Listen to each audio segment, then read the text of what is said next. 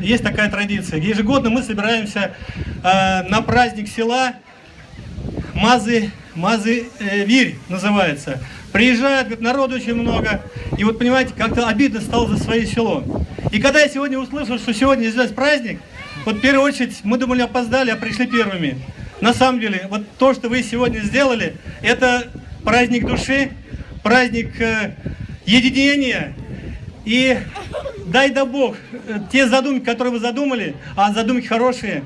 И я думаю, что вот кто сегодня здесь, расскажут своим родственникам, расскажут своим друзьям.